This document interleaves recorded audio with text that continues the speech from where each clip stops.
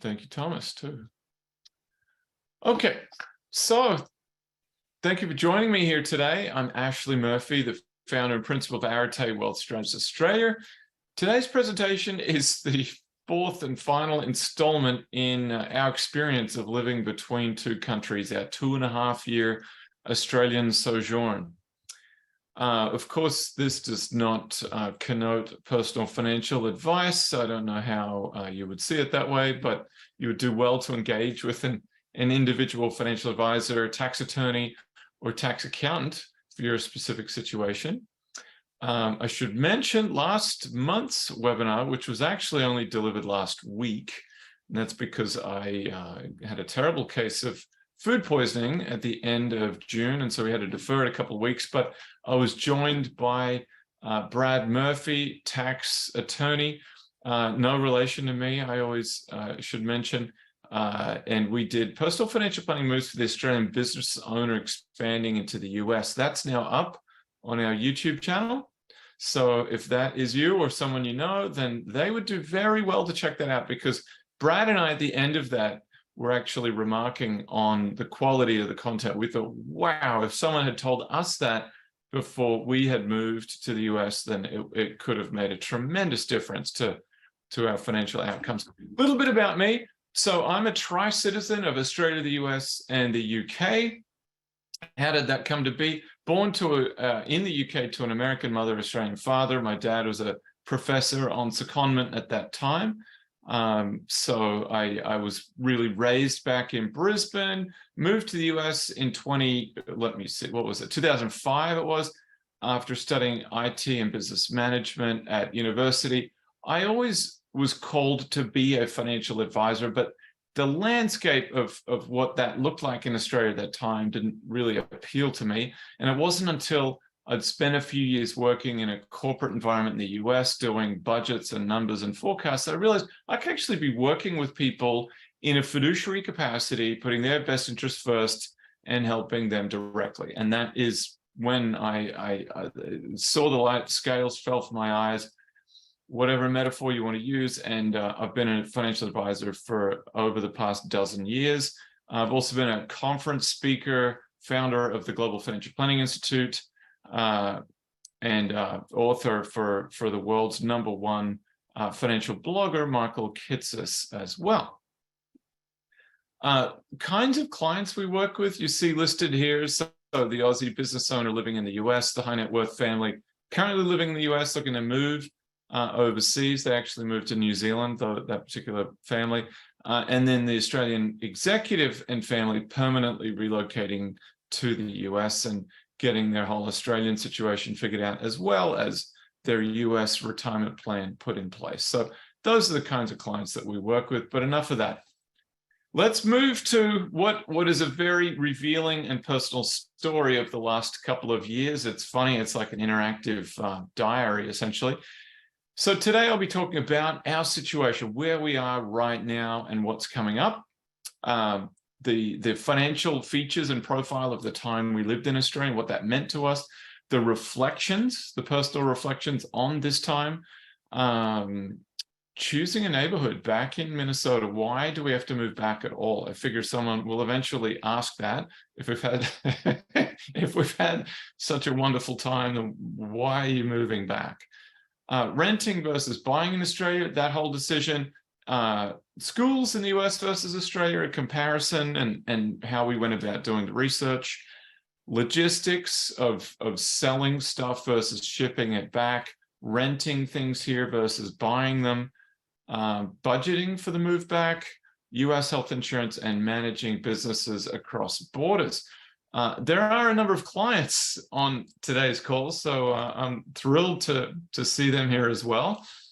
So they no doubt will have their own viewpoints on certain comments that I'll make. Okay, coming up. So right now it is Wednesday, July. What is it? The 20? No, it's only the 19th. 19th. We are getting on a flight on Sunday morning and headed back to Minnesota by way of San Francisco. That's going to conclude a 2.5-year journey, or sojourn is, I think, the best term to describe this trip down under. We moved here during COVID to show my family what this experience, what this culture, what this place is like. We essentially did a copy and paste of a good friend of mine who lives down the street from here. My wife and her were very good friends, and so we just trusted all the decisions that they had made with their lives. So we live a 5-minute walk down the street from them. We enrolled our kids in the same school, the same preschool when my youngest was of that age. They helped us rent this house. We bought a car and got lightly furnished here. We've done 2 decently long trips back to the US. One was for 3 months in summer of last year, and then one was, for me at least, was 6 weeks over December and January. So the winter, my favorite months in Minnesota.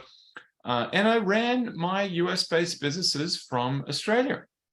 And I think that went reasonably well, but there's probably, I'll be honest, there's probably a use-by date on how long that could really go on for. So that's one of the reasons I'll come to and why we're moving back in the first place. So the timeline of this trip, let me outline that. So July 2020, I was on a trip with some friends in Colorado. My wife, Eliza, calls up and she says, you know what, I think now might be the best time we will ever have to move to Australia. This is it.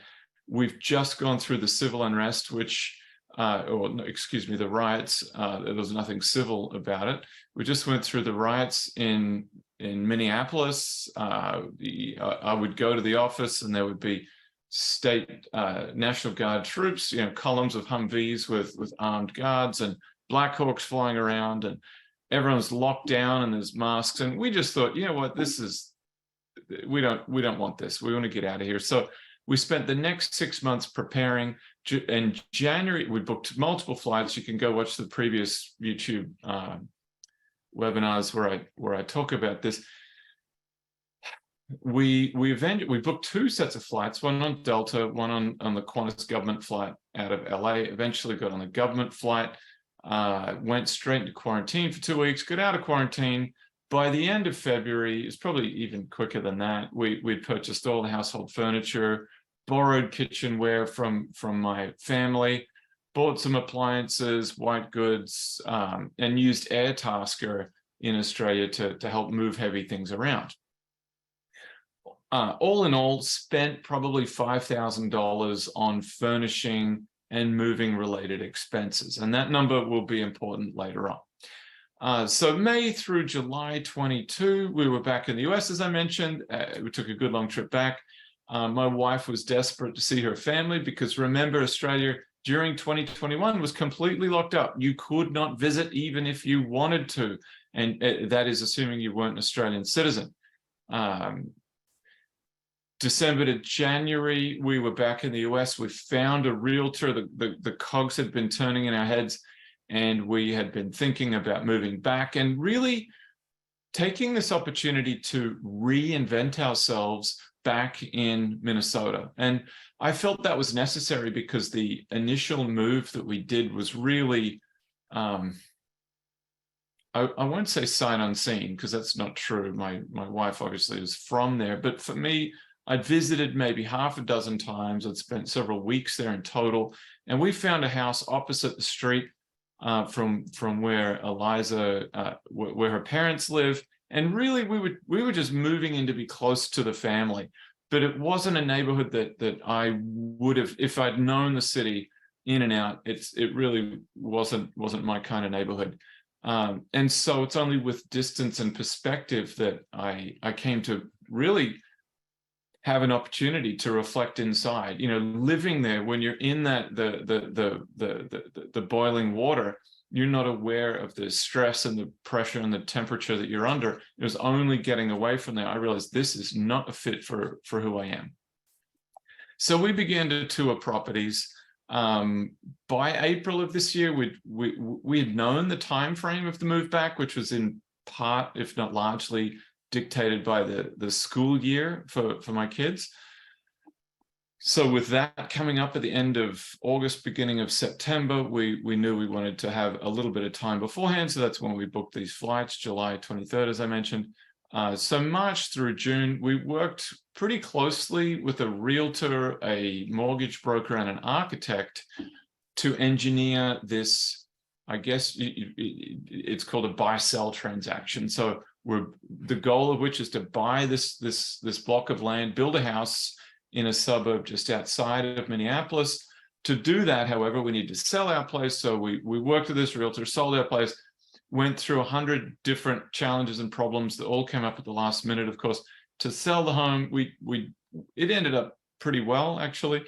And then we bought this block of land, and we've entered into a design process with an architect that I'll talk about in a little bit. So there is the end date that you see right there, July 23rd. There's probably another entry I should put on there, and that would be September 2024, when we expect to move out of the rental and into our new home. Fingers crossed. So that's the timeline of the trip thus far.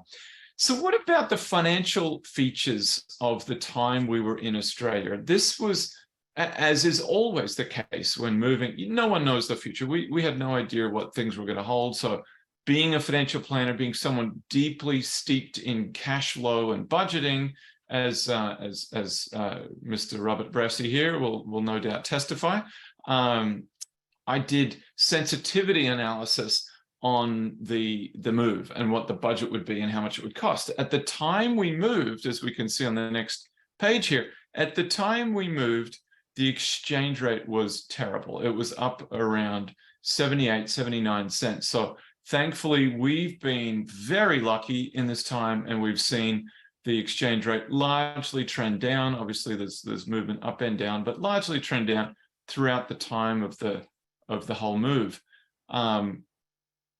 So that has helped with the inflationary environment, that's for sure. But we were expecting, and I was saying a moment ago, with the sensitivity analysis I did, we were budgeting up to 88 cents. So in other words, this would be about $1,500 a month more for our living expenses. And that was the budgeting that we did in advance. Thankfully, that didn't happen. So we moved in at a time of historically low interest rates. We went through this rapidly rising interest rate environment in 2022. We saw a massive increase in real estate prices globally, but particularly in Brisbane, as a lot of folks from if south decided that they wanted to move up for more affordable real estate and generally better weather. I don't know how, if you'd say better, hotter perhaps, but it's pretty good up here. And as I mentioned, thankfully, the Australian dollar declined. The chart that I've got here is taken from realestate.com.au, and what it's showing is the change in real estate price. So you can't see it here because it's not interactive, but if we go back to that February time period, the median price for a 4-bedroom home in Graceville was 1.1 million. It's now up to 1.39 million. Down over 12 months because of that rising interest rate environment. But nevertheless, I want to share with you a hypothetical. What if we had bought a place and not rented? So that will be interesting. But some reflections on this move. When my wife and I talk, what do we say about it? Well, we sincerely believe this was a move that saved and strengthened our marriage. It meant she has an irreplaceable perspective into who I am, the Australian cultural context, and I think more importantly, and this is not listed here, she has developed an understanding that there is another place in the world where, as a family, we can be happy, and that's profound because my family's not very close. You come here and, I might see them once a month and that's about it. Whereas with her family, we literally live across the street from her folks, and the neighbor to her folks is her brother. So it's almost like a compound. So to move away from the family and for her to say that is profound, to know that we can be happy, all of us, in a very different way without that family support on the other side of the world, was priceless, absolutely priceless. It gave an insight, as I mentioned, into my personality and culture. You know, the blunt talking Australian. She's seen that. She's also seen that friends, you know, the best of friends can have a civil conversation and not necessarily agree on things. They can, and that was something I felt was sorely beginning to lack in the US, is you couldn't have a different political viewpoint or a different view on a particular topic, because it was verboten. So that's been a very welcome cultural change. It's introduced our girls to the rough and tumble culture of Australia, coming from Minnesota, where everyone's super nice and kind of quiet and respectful. For them to be at a playground and for boys just to come along and push them out of the way was a bit of a culture shock for them. But they've gotten used to it, and now they know that they know to push back. It's reset, as I mentioned in a previous slide, it's reset our expectations about where and how we'd like to live back in Minnesota. So as I mentioned, living in Minneapolis, and Prospect Park is the neighborhood that we're in, was really quite stressful. You know, a lot of crime not so much in that suburb, but in the surrounding area. A lot of petty crime, I should say, that really skyrocketed during COVID. And I just thought, you know what, we need to get out of here and get to a place that's a little more predictable. And another unrelated thing, completely unexpected as to how it's happened, but I've realized my potential in the health and fitness domain, which came about in an unexpected way. And that's because in Minnesota, you've got 6 months of the year where you can be outside actually training or doing your sport, and the other 6 months where you're going to be in a maintenance phase. It's snowing, there's ice out there. There's no way you're going to go riding your bike. My main sport is cycling, as you may have gathered from the picture earlier. And it turns out through the Tour de Brisbane, which is the Australian qualifier for the UCI World Championships, I happen to qualify for the World Championships. So in, 15 days or 16 days, I'll be competing at the Worlds in Scotland. So that's pretty cool. Unexpected side benefit. So tax residency. Here is moving on sort of away from thoughts and feelings and so forth about the move to actual practical things to consider. As a dual US Australian citizen, in my case with closer ties to the US, the treaty tiebreaker does provide some flexibility in terms of where you want to make your primary tax residency. And for me, the facts that I looked at were this: I've got a house, I had a dog at the time, he's since been adopted, businesses in the US, staff in the US, majority of family in the US, kids enrolled or to be enrolled in schools in the US, clearly closer ties with the US than Australia. You're going to see a counterfactual in a minute. You could make the case either way, that it was a good move or a bad move there. Ron, I just saw a congrats. I don't know what that congrats was in regards to, that came up. Oh, the Worlds. I think that's what that was in relation to. Yeah, thank you. So I went with staying as a US tax resident, largely for simplicity. I thought, you know what, the rates in Australia are higher. I'm going to have to contribute to superannuation. It's going to get complicated. So there was a little bit of flexibility provided. And also Minnesota happens to be a state, unlike California, sadly, for some here. Nancy, I see you on the call. Good to see you here. But California is a domicile state. So I didn't change my domicile. I still intend to move back to Minnesota and always did. Minnesota is a physical presence state. So they say, well, if you're not here, we're not going to tax you as a resident of Minnesota because you're not using the roads or any of the other public infrastructure. And so I was only subject to US federal tax, but we'll get to talk about that in just a second. And that's to do with this decision right here, renting versus buying. So one might have argued that I would have done well to have simply bought a home. What if instead of waiting to the end of our trip, at the beginning of our trip, we said, that's it, we're done. We're selling our home in Minneapolis and we're going to convert that money and buy a 4-bedroom home here in Graceville. Well, coulda, shoulda, woulda, maybe. I'm not so sure. The property would have been about 1.8 million Australian dollars at that time, and maybe we would sell it. I'm thinking, this is a picture of the rental that we're in. It's the one on the right here, and probably sell it for about 2.2 today.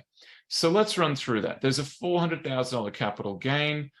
Remember, in the US, you get a $500,000 married filing joint capital gain for a home you've lived in for 2 of the past 5 years. So it would have been free capital gains free on the US side and on the Australian side. There's no limit on the Australian side for that capital gain, so that's nice. However, in the US, they've got the highest realtor transaction fees in the world on average, according to an Economist article in 2019.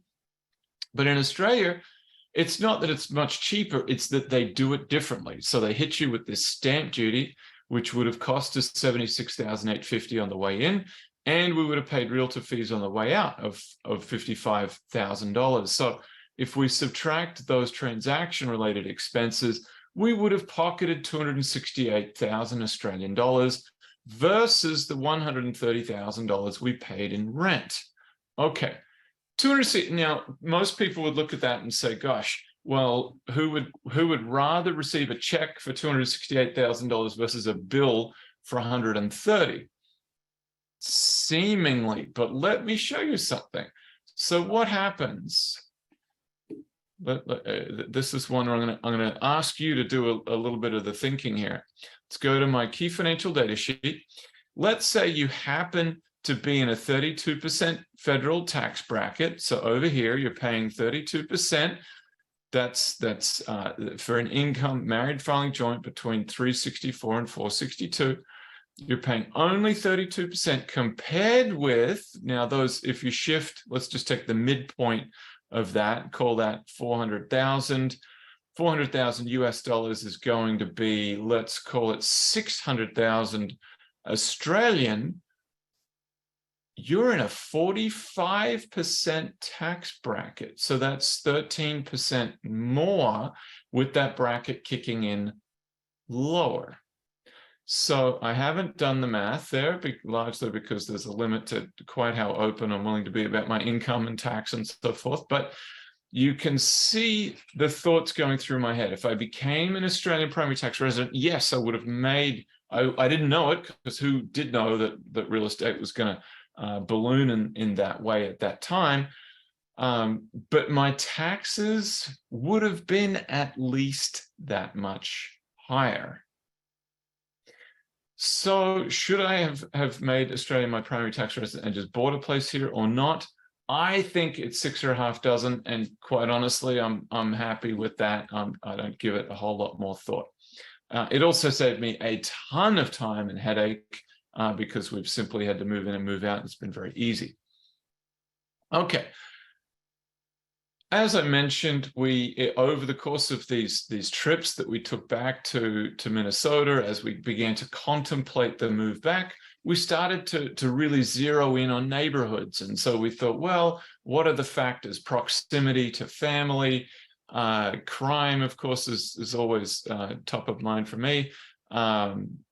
Proximity to decent shops and so forth. So all of these things are in mind.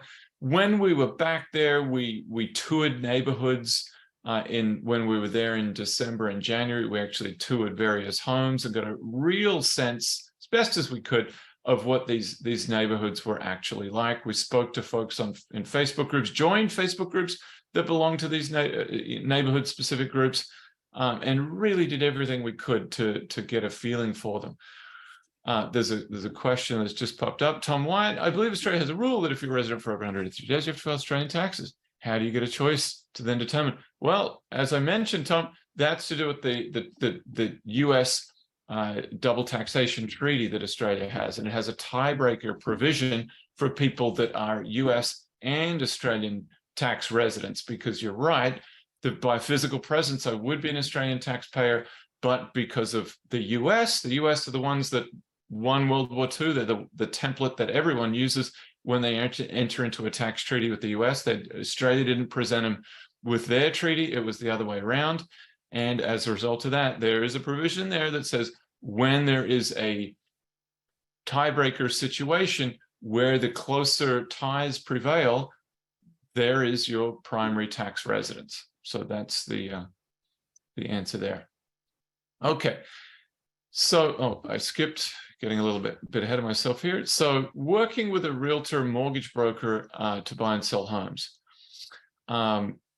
So we being a financial advisor, I knew a lot of realtors already. I didn't really trust some of the realtors, the older realtors in particular, and their ability to use Zoom and work across time zones. We got a referral to a really good real estate agent who we were very pleased with. He did a fantastic job to meet us. So it was late night for him, early morning for us. We talked many times about the house and the property that we're buying. He was extremely helpful with figuring out little details, last minute things like turns out there's all sorts of specialized services. I'm thinking of, there was mover 911, if we had some gym gear that needed to be moved out at the last minute, and he was able to figure that out. He arranged a power of attorney for the closings. I was very strict. I'm not sure if others have heard of this before, but one area where there's a lot of fraud is with in the closing process in the US. So I wanted to be really sure that I was paying into the right bank account and that the funds that I was receiving was going into the right bank account. Tristan writes in, I'll just wait on that question to do with schooling because we will come to that in a bit. So follow two-factor authentication, probably annoyed the closer quite a bit, insisting on a late night call to actually double check the account instructions, but so be it. That's the world we live in these days. And we've had numerous meetings with the architect, and prior to even moving back, we've had, I'd say, probably half a dozen meetings, and we've concluded our floor plan. So this sounds completely bonkers, and I'm going to say this to you with a straight face, because for as long as we've all been alive, we've known that it is a foolish, or it has been viewed as a foolish thing to do, to buy real estate sight unseen. And yet I'm here to tell you that that's exactly what we did. However, with Google Earth, with Google Street View, with with family members able to go and scope out the lot, with crime maps, with topographical maps, with rainfall, with flood zones, with insurance pricings, with property data, with proximity to more research was done on this than I think I would have done if I was even living there. So while I have not physically seen the block that we bought, we've done as much research as can possibly be done, including talking to the neighbors. So I feel pretty comfortable that we know what we're getting ourselves into with this particular block of land. So we'll be moving back, meeting the realtors for the first time in person the week after next, and pretty soon proceeding to submit plans and commence construction, probably around September. Okay, Tristan, here's your question. Schools in the US versus Australia. As I mentioned on the way here, it was really pretty simple. It was, we've got a good family friend that is one of my longest friends, actually. I've known him for 25 years or so. And they belong to the local school. It's a great neighborhood. We're in the suburb of Graceville, and it's fantastic. No complaints. I've been very, very happy with the neighborhood, with the school, with everything. So moving back to the US, certainly finding the suburb that we're going to live in, a key thing, probably more important to my wife than to me, and there's reasons for that, but was the school district. And so the first consideration was private versus public. We looked at a couple of privates, ended up there's a ton of wait lists. So the number one school that we had in mind, we didn't get into. There was a wait list for that. So that didn't work out. That was a Montessori, but I'm okay with that for various reasons. I did do an in-person tour there, and I didn't gel with the culture necessarily. So they'll be doing we've been somewhat lax about or not worried, let's say, about the girls' attendance at school for the first 6 months this year, because they're going to be doing the first 6 months, the first 2 terms over again when they get back to the US. So how do we go about choosing schools? We did in-person tours, as mentioned. If we didn't do it personally, then my mother-in-law did do those personally. We did virtual tours, spoke to the principals. We joined Facebook groups and asked about, the experiences and opinions of these schools. I'm not too worried. I don't know, how much weight there is to be put on academic results for primary schools.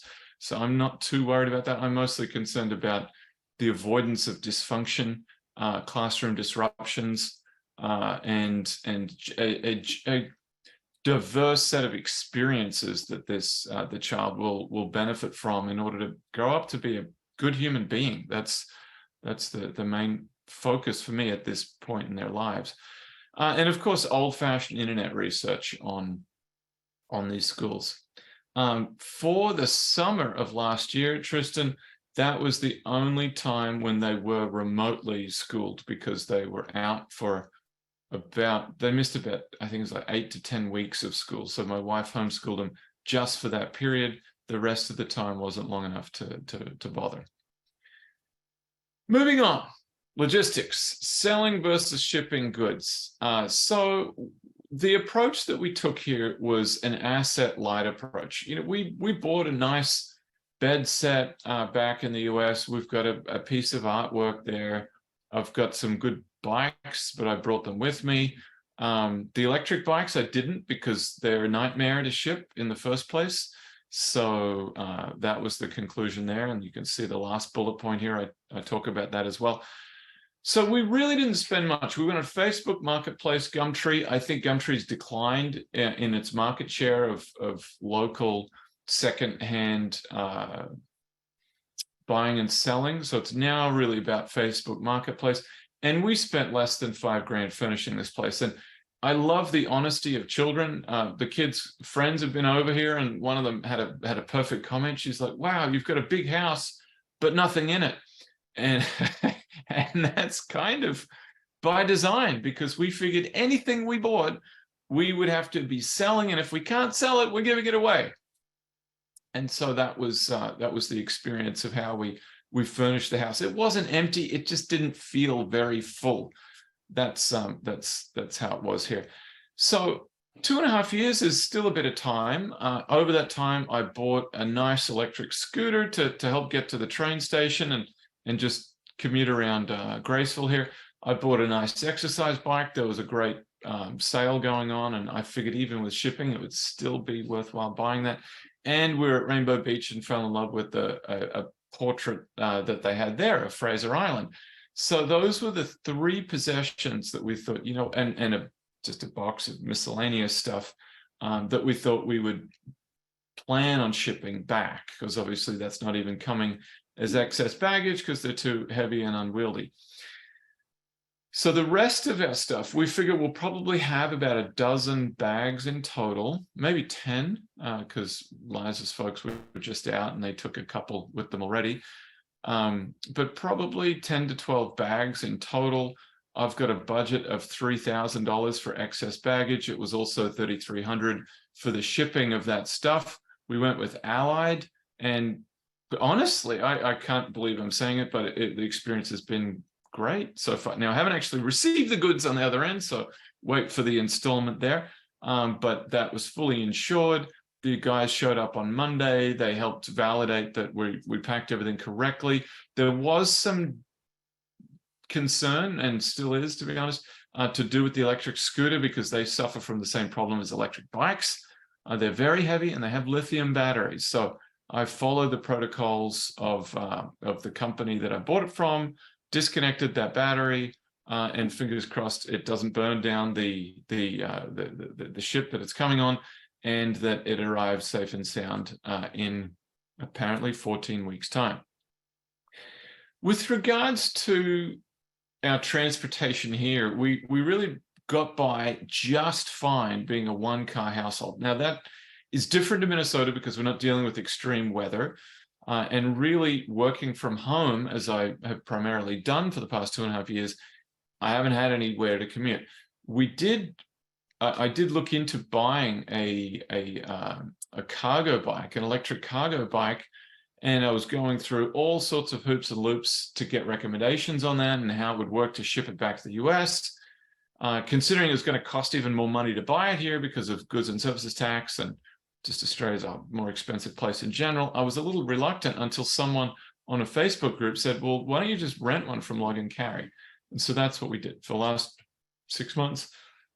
Excuse me, we rented it from Log and Carry. It's $75 a week, Australian dollars a week for that, and it's really sufficed as a second car. I mean, it sounds nuts, but if you saw a picture of this bike, it's called the school bus for good reason. It fits the 2 kids, their bags, and I would take them to gymnastics and other play dates around the suburbs around here on the back of the electric bike, and they preferred it to the car.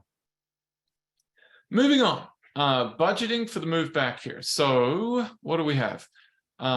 Things that I've already spent money on, things that I have yet to spend money on, the currency in which the expense is incurred. So we've got excess luggage there. I'm told it's about $300.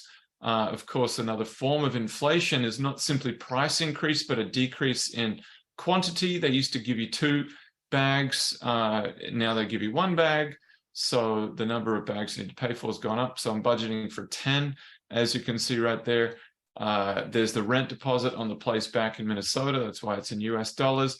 That's what we paid, at least for the kids. Flights, shipping, $3,300, as I mentioned. Bond cleaning, it's a good place, got to be spotless. When we move out, I figure they're going to still hit us for a couple thousand anyway, which I'm going to fight tooth and nail, but that's another matter. There's the purchase of a US car, which including sales tax and registration, I figure will be about $29,000. Moving expenses, once we're back in Minnesota, to haul stuff out of storage and so forth, and then $10,000 to furnish the house. We're buying nicer stuff on this move back because, as you've heard me say, this is intended to be the permanent, or at least long-term move back. So in terms of Aussie dollars, we've got $4,000 that's yet to be spent, and in US dollars, there's about $40,000. There's a Google Finance formula that brings in the most the up-to-date exchange rate. What about proceeds from selling goods? So my clients would know that I'm a big believer in what I refer to as the cash flow waterfall, a bucket-based budgeting system. So we've been saving from the day we moved here for this move back. In total, I ended I think the high watermark of that account was $40,000. There's been plane tickets so far. There's been rent deposits. There's been things that have cost a lot of money that have drained that have brought that down about $10,000, but that still leaves $30,000 for the other expenses that I mentioned here. We'll probably get, after we've taken, so we've scheduled to take the car here, and that is an actual photo of the car, 2018 Hyundai i30 Model N, for anyone who's interested.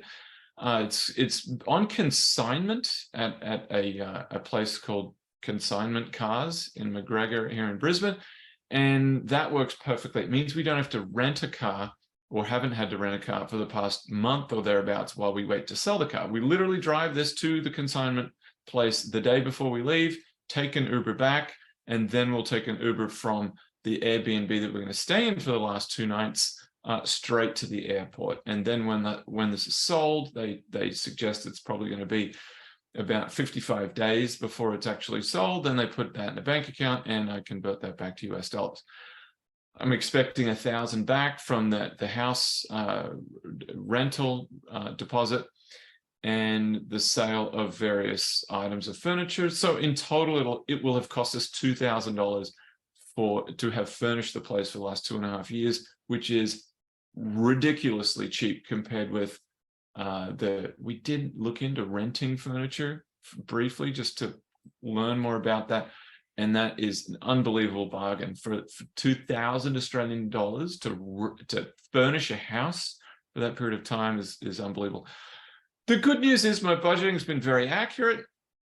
Good thing I'm a financial planner. So we'll have over allocated by about $1,800 in this move in total. So was it free? Definitely not. Was it worth it?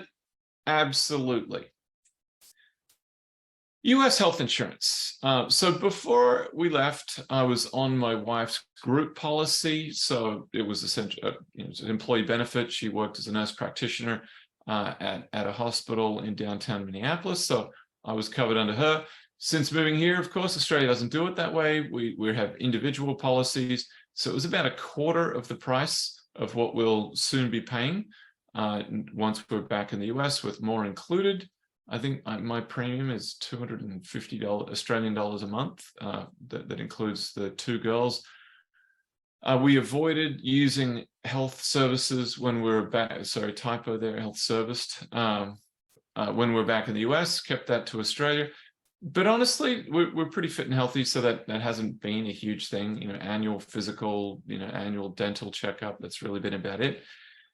One thing to note about travel insurance, a lot of people are under a false perception about travel insurance and what that includes. That very rarely includes health insurance in the US. So there's a specialist carrier that we've used called Loomis. And again, I'm a fee-only financial advisor, so there's no kickbacks that anyone's paying me for anything that's mentioned here, or anything that's not mentioned here. No one's paying me any kickbacks under any circumstances. So we got connected through a health insurance broker. They recommended this Loomis product, and it's what we're going to go on to, because unfortunately the move back, it's so stupid how they do it, but they only start the health insurance period on the first of the month. And so there's an 8-day period where we're uncovered. I'm going to be training. Girls have got a cold right now. So the fear in the US is that this is, if something went seriously wrong, that's a potentially bankrupting event. And that's a risk we're simply not comfortable taking. So now that we'll be off Eliza's group plan, we're looking at an ICRA, which is a type of health reimbursement arrangement available to business owners. So we're signing up to that. I think the premiums came in at about $1,000 a month. And that's got like a $3,500 a year deductible, $7,000 for the family. So pretty high, but we're going to fully fund that HSA for the tax benefit that provides. And I'm going to be very interested to find out whether seeing a cash-based health practitioner in the US counts against your deductible. More to come on that one. Some of these things, like health insurance, for instance, are so intractable, you can't really answer it until you've been through it. Because if it's like asking a doctor, hey, what's this procedure going to cost? Or is this in-network? I don't know. They don't know. They can't even tell you. So it's the sort of thing where you just need to go through it and figure it out. Managing businesses across borders. So I got started with Arete Wealth Strategists in 2013, August 6, 2013, so 10th anniversary coming up in 2 and a bit weeks. Cloud-based, location independent from day one. That was by design, because I had intended on spending significant time back in Australia, and also being an information management graduate, I saw the benefits of cloud-based services really from the late 1990s. So that's what I did. I spoke with staff that was mainly Kellen at the time, later Jack and Susan and Amish now, about this move to Australia. Explain this is not forever. I'm going to ask for your grace in being a bit flexible with your timing and when you're available to meet. And so Kellen's and Jack's been very flexible in meeting later in the evening, but they've also kind of been honest and said, I don't know if I'd do this forever. I want some normal hours. So they're going to be very pleased. Maybe Amish less so, given that he's based in India and the time zones don't line up as well for him. But I know Jack, Susan, and Kellen will be very happy to see me back on Central Time. Calendaring has been difficult to reflect my availability, because depending on what country I'm in, it can look completely nuts. There was an issue, actually. Susan had my availability as starting on my US hours this week. So someone scheduled a prospective client appointment, and it looked like I was available from midnight to 8 a.m. or something ridiculous like that. So that was the issue that came up there. Looks like another question came in. Did you keep Eliza's group insurance in order to preserve portability for pre-existing conditions? No, we didn't need to do that because the Obamacare eliminated the need for that for pre-existing conditions. We didn't keep it at all. We dropped it when we left.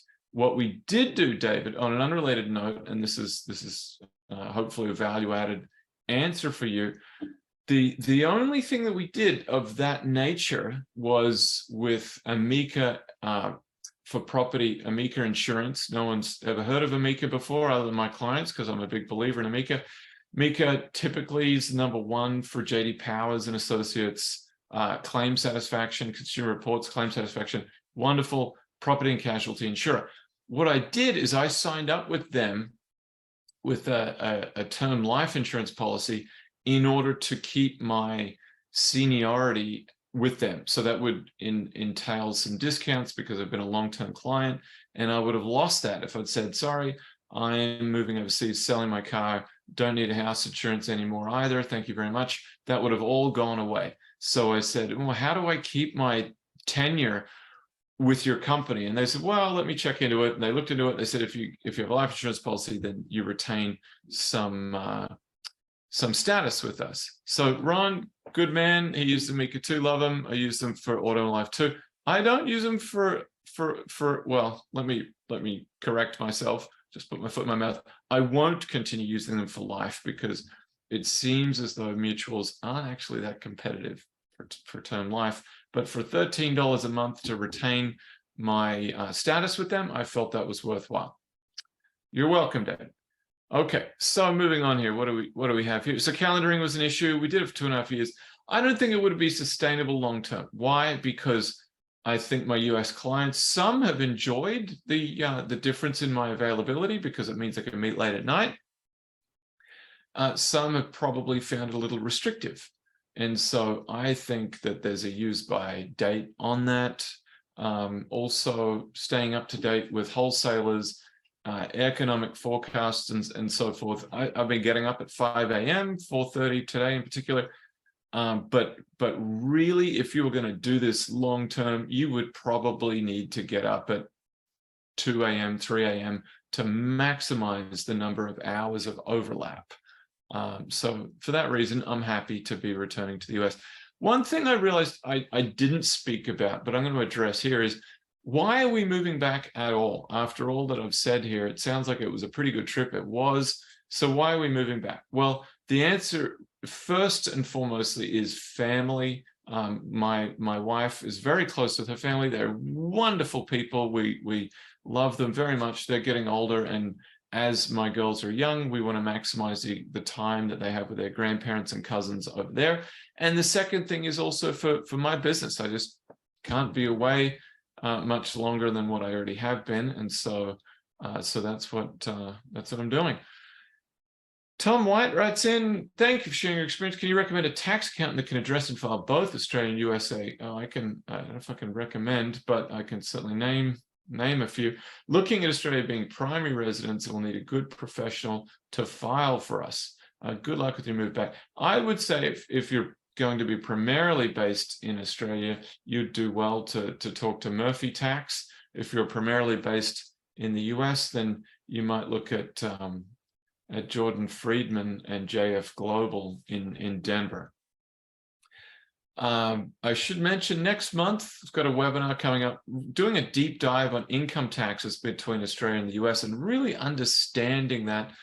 I'll be doing some case studies where I'll talk about that knockout combo that can really hit tech and information workers in particular. That knockout combo is they've got lower nominal earnings moving back to Australia. They've got the Australian dollar to contend with, and they have a loss of a tax filing status for some of them if they were married filing joint. So I hope you can make that.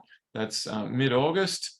If you'd like to talk to me, if anything here you found has been relevant or has spiked your interest about my services, I'm literally the only financial advisor who's truly walked the walk in doing this. I work with clients, as I mentioned at the outset of the call, with certain problems, but you'd come here, click on the Get Started, and you'll scroll down, just familiarize yourself with who it is we work with and the process, and would look forward to speaking with you. You can access that key financial data sheet. You don't have to access one that's a couple of years out of date. There's the most recent one, I believe, is up. I'll have to double check that, but I believe that's up. And at this point, I'd be happy to just answer any random questions that people have. I presume that there probably are some, because it's such a wide-ranging conversation, or not conversation, wide-ranging discourse had here today. Loved hearing your story. Do you have any recommendations for a business who helps with cross-border moves? It's a good one. That is the taxation impacts when to sell shares. Well, I hate to say it, that's kind of what we do, is that, but not on a project basis. So I'm going to presume this anonymous question is literally just for the move. Is there a firm that does that? And I'm coming up short. I think you could work with an accountant. I would talk to Murphy Tax. No relation to me, I might add. That's Brad Murphy, not Ashley Murphy. Murphy Tax, and just say, hey, I want to consult, want an hour or two of your time to just get the high level view of what things I should look out for, and then maybe you would also consider filing your taxes with them as well. I recommend them, as you know. Nancy, hey Nancy, I'm getting closer to moving to Australia. Good for you. That's wonderful to hear. Hope Nikki's well, and your grandchildren, or grandchild at least. I don't know if there's others that have been added to the brood. Ron writes, moving stuff, my advice is don't. When I moved from Australia to California, I regret paying to move things you really don't need. I'm going to echo that, Ron. I got on board with this minimalist approach a couple of years ago, and this was during COVID back in Minnesota. We had 2 sweeps of our house at that moment in time, and the first sweep was easy. It was like, get rid of junk, that you haven't used in a decade or more. But then we began to really cut fine to the bone. And the second move was, if I bought something, and sadly, this business shirt I'm wearing right now is in this category. I'll talk more about that in a minute. If I bought something and this is like a Marie Kondo approach, and I'm not in love with it, if I don't routinely use it, and I avoid using it. This happened to be the last iron shirt I had on the coat hanger, and as I mentioned, I'm moving overseas in 3 days. I don't like the shirt. It doesn't iron well. It doesn't keep its crease. It's got a nice pattern. I don't mind the pattern, but I'm not bringing it with me, because I've become that serious about being minimalist. So I'm supporting Ron's advice right there. The scooter, the bike, they were things that I loved, and I thought, you know what, I'm going to bother. And the paint, it's not a painting, it's a picture actually, but they were things that I loved, and I was like, yeah, that's going to be worth it to me to actually ship these things. But generally, we just really don't have that much stuff. I practice a goal-based financial planning philosophy, so the stuff I'm saving for, I actually care about, and I think it's going to make a difference to my well-being in life overall, like a new house, for instance, in a different neighborhood. That's just an example. So just one little granddaughter, 5 months old. I was just there visiting. Good for you. What else do we? Oh, Jonathan writes, thanks, Ashley, for informative. We are an Australian US family living in St. Louis Park. Practical. You know what, Jonathan? Moving to the Highland neighborhood of Edina, which is quite literally your neighbor, because I understand it's a single street where you're in St. Louis Park on one side and Edina on the other. What else? Bring a suitcase. I don't know if I can get by with one suitcase. That's probably cutting it a little bit fine. What did your wife use for resident? Good question. Did she become a permanent resident, knowing she'll eventually give that up? No, this is a random thing that I'll mention. And this is, I love this word, it's inimitable. You cannot imitate what we did here, because it was kind of an error on behalf of the Australian immigration. So she came here on a tourist visa. Our plan, which renews every 90 days. So the plan at that point, which was 2021, was that there was a COVID exemption visa that existed. And so the plan was to get onto that because she couldn't leave during COVID. We could go to New Zealand. There was a window that opened up for a short time, and that was one possibility. So she applied for this COVID exemption visa. They ended up taking forever to decide on that, and it was actually completely ridiculous. It's like would make for a comedy show of the bureaucracy. But she eventually was approved for that in April of 2022, after the borders had opened, after the need for COVID, the visa class needed to continue to exist anyway. She was somehow approved, even though none of the facts that applied at the time of the application actually applied when it was granted. So it made no sense, but it served our purposes just perfectly. So she got by on this COVID visa exemption. We didn't go down the permanent residency route for her because shamefully, I think Australia treat their immigration system as a profit center. They have the highest fees in the world. And I know that because I go to the immigration conferences. They have the highest fees in the world. So for her to apply for permanent residency is about 8,000 Australian dollars. And that's no guarantee, very likely will succeed, but no guarantee of success. That's for the privilege of even applying as the spouse. Yeah, so Ron's saying cost 10 grand for his. So yeah, that's it. It's Australia make their money on immigration, and sadly other countries are cottoning onto that one as well. And it's only good for 5 years. That's not good. Any other questions, concerns, doubtful points, funny stories anyone wants to share in our time together here? If not, I'll give you another couple moments and we'll call it a wrap. So thank you very much. This has kind of served as my video diary of what this time has been like in Australia, and I hope there's been something useful that you've been able to take from it. So thank you very much, and have a wonderful rest of your day.